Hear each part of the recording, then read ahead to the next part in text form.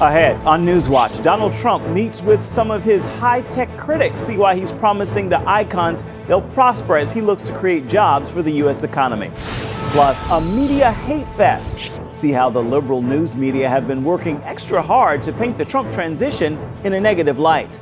And Ainsley Earhardts from Fox and Friends, what she told us about living her Christian faith at Fox News and the personal tragedy that broke her heart.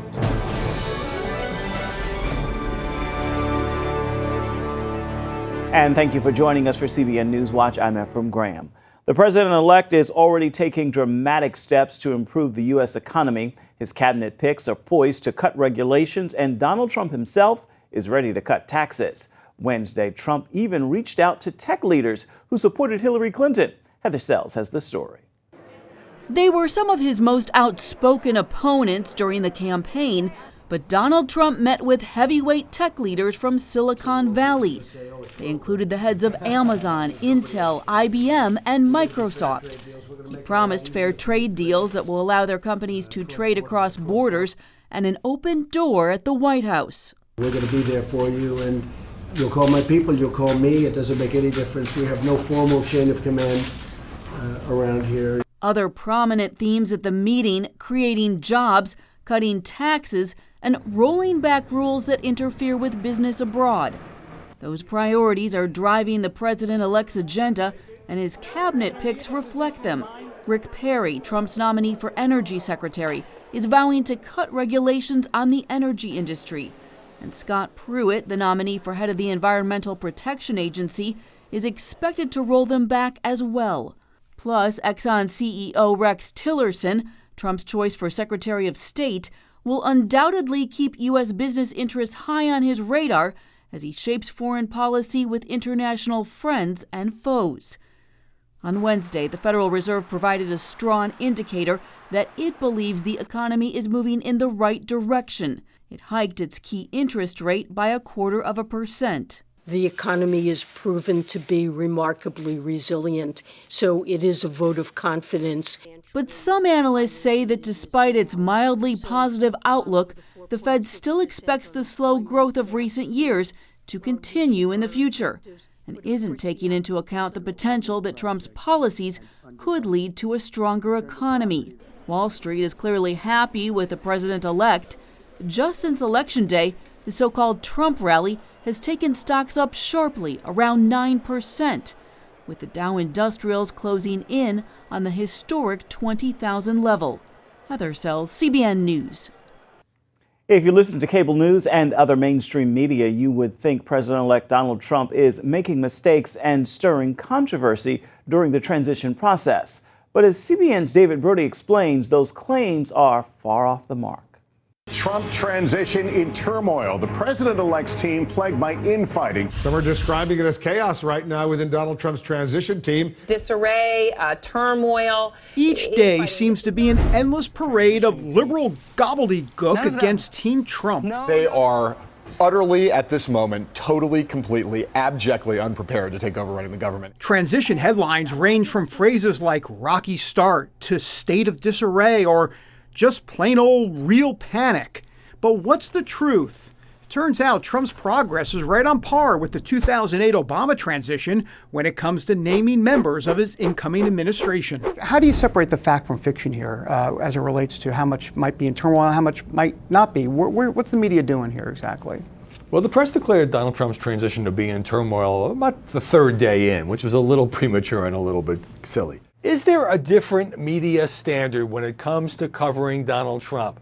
Howard Kurtz covers mainstream media tactics for Fox News and says Trump's penchant of playing to the cameras doesn't help him. It's all very public. A lot of this used to be done, typically, behind closed doors. There would be leaks and speculation, but this is kind of like The Apprentice. And so I think that may give more of a sense of chaos than is really fair. When it comes to more than fair, the media gave Barack Obama a rosy reception after his 2008 election. You'd see headlines like Mr. Fix-It going to Washington or Obama working to calm volatile market. The fawning by the major networks seemed pretty obvious. Some would say it's a team of rivals a la President Lincoln, or is a better comparison a team of geniuses? We have not seen this kind of combination of star power and brain power. Rich Noyes is with the Media Research Center. It's very night and day in terms of the media coverage, but if you look at the country was split about 50-50 on Obama's election. It's split about 50-50 on Trump's election, but the media were reflecting the majority sentiment in 2008, and now they're rebelling against it in 2016. 8 years ago, I started what I call the Obama suck-up watch, because much of the press was either in the tank for Barack Obama as a candidate, or at the very least, he got the most favorable treatment I have seen in my lifetime, somebody running for the White House. The way the media has treated Trump and Obama cabinet picks makes the point. When Obama would appoint people who were very liberal, they got sort of straightforward profiles about their accomplishments. With President-elect Trump, you have an underlying sense of, wow, he's picking people without much government experience, people who are opposed to the mission of these agencies. That's why we have elections. The public is definitely noticing the unfair treatment. The latest Pew Research survey shows 38% give the mainstream media a failing grade. Just 22% give the press an A or a B for their coverage. The good news for Trump, though, he's pretty good at sidestepping the media. Trump increasingly doesn't need the mainstream media as much as past presidents do. Part of that's technological. He can broadcast to people on Twitter and Facebook. He can put videos online. I don't think he can completely divorce himself from the mainstream press, but he certainly has ways of going around us. And we're sure to see that play out the next 4 years. David Brody, CBN News, Washington. Congresswoman Diane Black is calling out President Obama for a last-minute move that shields Planned Parenthood. The Obama administration issued a new rule Wednesday that blocks states from defunding the abortion giant. Black is a registered nurse and a leader in the fight to defund Planned Parenthood, and the fight is not over. She says hope is rising for the innocent victims of Planned Parenthood's brutality, and the big abortion industry's days of taxpayer-funded windfalls are numbered. Black says Congress will tackle Planned Parenthood head-on once President-elect Donald Trump takes office. Premium hikes will add $10 billion to taxpayers' bills under President Obama's Affordable Care Act next year. That is according to a new study by the nonpartisan Center for Health and Economy. This comes as the Republican-led Congress is making plans to repeal Obamacare and replace it with an alternative. The study estimates the cost of premium subsidies under Obamacare will increase to $42.6 billion. This is an average monthly increase of $76. Icy weather is creeping east across the U.S. The frigid temperatures already gripping the Midwest and northern regions this week. People in North Dakota, Minnesota, and Wisconsin have been under a wind chill advisory, with temperatures plunging to 12 below zero in Fargo today. Health and safety officials are warning residents to limit their time outdoors and to take extra precautions against frostbite and hypothermia. Absolutely, it can be dangerous. So we're thinking mostly in this scenario about frostbite and hypothermia, both of which can be very dangerous to life and limb. Below normal temperatures are expected for the weekend and Monday from the Pacific Northwest all the way to Virginia. Yahoo has suffered the biggest hack in history. This time, the security breach compromised more than 1 billion users' accounts. Yahoo is just finding out, but the hack apparently occurred in August of 2013. Hackers stole names, email addresses, telephone numbers, birth dates, and much more. Yahoo has not yet been able to determine how the data was breached. The company said this hack is separate from the one that occurred earlier this year. Information from 500 million users was stolen during that hack. A group of 34 Afghan asylum seekers was sent back to Afghanistan Thursday after being deported from Germany. The move comes after a recent Afghan-German deal to help Germany manage the massive influx of migrants. Germany has struggled since allowing 890,000 migrants to enter last year, so they're deporting those who do not truly need asylum. Meanwhile, German police say an Afghan refugee suspected of raping and killing a 19-year-old university student was also convicted of attempting to kill another woman in Greece. The man was arrested there in 2013 for attempted murder. He was later released on probation and managed to get into Germany despite that conviction. A Christian governor in the world's largest Muslim nation is on trial for blasphemy charges. His case is being seen as a test of Indonesia's commitment to religious tolerance. While Christians defend Basuki Purnama's comments about the misinterpretation of the Quran, some Muslims are outraged. Mung Fai Lee has the story. On Tuesday, Jakarta Governor Basuki Purnama, also known as Ahok, was brought to the state court for the first day of his trial. He's accused of committing blasphemy against Islam because of statements he made several months ago. If he's found guilty, the Christian governor could face up to 5 years in prison. Ahok is the first ethnic Chinese governor of Jakarta and the first non-Muslim to serve in the office for more than half a century. He's running for re-election next year. Ahok suggested politicians misinterpret the Quran when they state that Muslims should not be governed by non-Muslims. The state prosecutor told the court that Ahok insulted Islam and desecrated the Quran by using one of its verses to mislead voters in order to increase his chances of winning. His trial was filled with a heavy police presence, and disruptive traffic restrictions were in place around the courthouse. Hundreds of protesters rallied outside the court to demand that Ahok be jailed. Despite the chaos, Ahok insisted he never intended to offend any religious individual or groups when he made the comments last September. I never intended to insult Muslims or insult the clergy. On that basis, I plead with the judges to consider my exception plea. Ahok's supporters also show up outside the courthouse to defend the Christian leader's innocence. They believe radical Muslims in Jakarta are trying to harm Ahok's re-election chances. He never wants to insult any other religion. He wouldn't tolerate any action against his country and his people. Some fear Ahok's trial signals a rapid growing Islam militancy in the country of 250 million. Christian represents less than 10% of the Indonesian's population. According to the Indonesia's constitution, freedom of religion is well protected nationwide. However, militant Muslim groups often take violent and legal action against the Christians and churches. Ahok's lawyer asked the 5-judge panel to throw the case out. The judges adjourned the trial until December 20th. Mung Fai Lee, CBN News. Ahead on CBN NewsWatch, our interview with Fox & Friends co-host Ainsley Earhardts. She reveals what Fox News told her about her faith and opens up about her family struggles and victories. The story's coming up after this.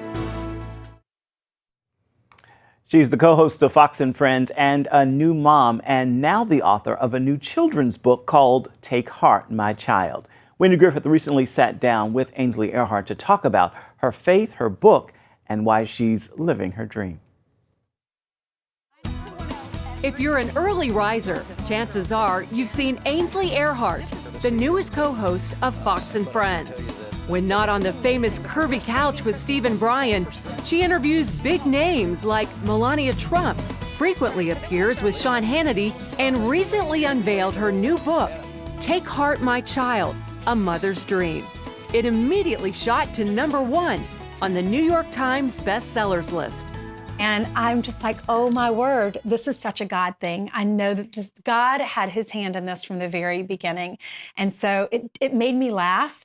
Have you ever heard of the book Sarah Laughed? Yeah. Because when Sarah was barren and then she found out she was pregnant at 100 years old or however old she was, and she just laughed. The Bible says she laughed. And I can totally relate to that because God is so good and God did this and it just makes me laugh because I knew he would. When not on the air, Ainsley spends time with 1-year-old daughter, Hayden, for whom she wrote the book. How did you come up with the title, Take Heart, My Child? Interesting you would ask that. Christians pick that up. Because of the scripture, take heart, I have overcome the world. I can take heart because I know that he's in control. And I want Hayden, my little girl, to know that she can take heart. I am always here for her. I will love her unconditionally the way that God loves me. Writing while pregnant, Ainsley filled the book with inspirational quotes, just like the ones her dad used to leave her and her siblings at the breakfast table. I think my favorite one, because every child loves Disney World, was a quote that Walt Disney said. And he said, I hope I'll never be afraid to fail. Because Dad always said, You never want failure or the fear of failure to stand in between you and your destiny. And you have to take that leap, and that's what I write in the book. Ainsley grew up in South Carolina, majored in broadcasting, and landed anchoring jobs in South Carolina and Texas before being called up to Fox in 2007. When I got the job at Fox, I said, God, are you sure? I know nothing about politics. I've been covering car accidents and, street closures and pothole patrol in my hometown. Yeah. It's like, I'm going jumping into this, big job. A job Ainsley takes seriously. So for Fox and Friends, I wake up at 3 o'clock. I go straight into my office. I put on the dress and the heels and all of that. The night before, I've studied for my interviews. But that morning, I get the talking points. And the talking points are all ad-libbed. So if we're talking about the election, if we're talking about, Black Friday or Christmas or whatever it might be, or even the book, we want to be prepared. And so I'm studying in the chair for that. And then I go down and we have a meeting about an hour before the show. And we discuss what's coming up on the show with all the producers and my co-anchors. This is all happening at 5 a.m. Yeah, that's happening Most at 5. of the world is sleeping. That's right. And then we go upstairs. Is there we coffee? Get mic'd. There's a lot of coffee.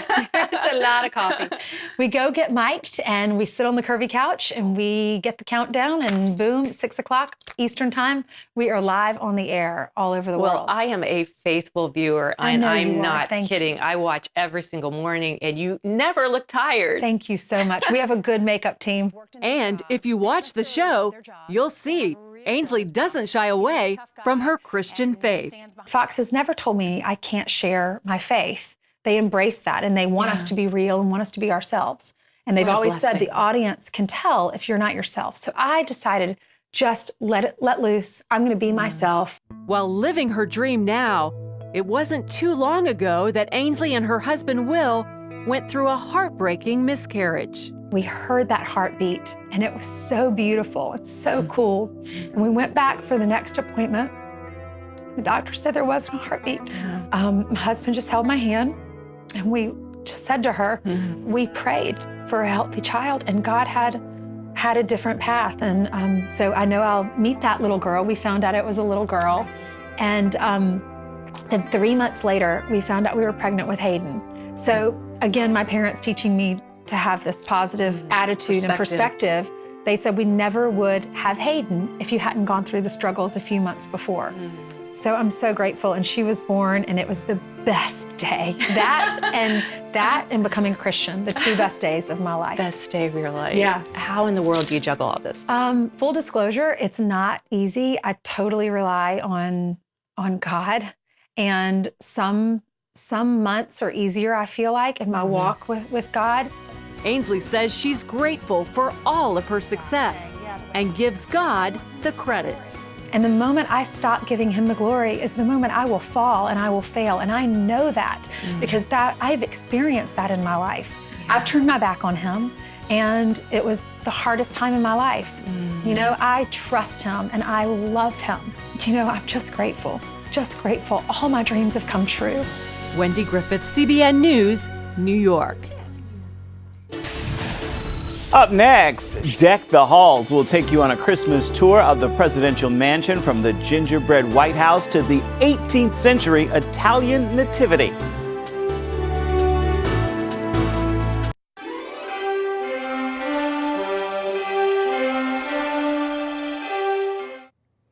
Homes across America are decked out to celebrate the birth of Jesus Christ. The White House is no different. White House correspondent Jennifer Wishon takes us to America's most famous house to see this year's spectacular Christmas decorations.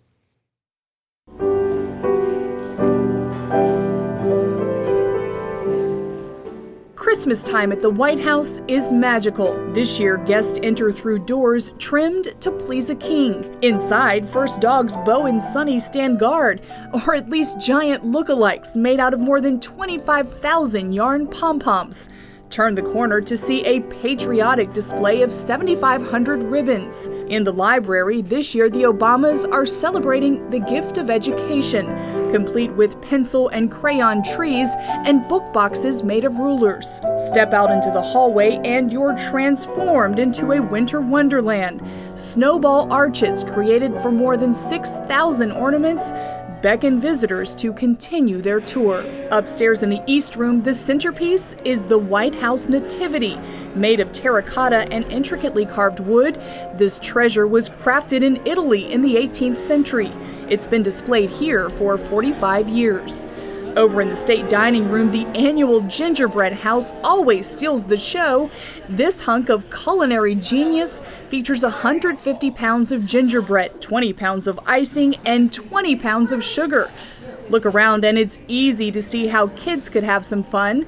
56 additional gingerbread houses made out of more than 200,000 Legos adorn trees. There's one house for every state and U.S. territory. Christmas at the White House is special, but it takes a lot of work. 92 volunteers from across the country made the magic happen. Of course, the entire capital city gets decked out to celebrate Christmas.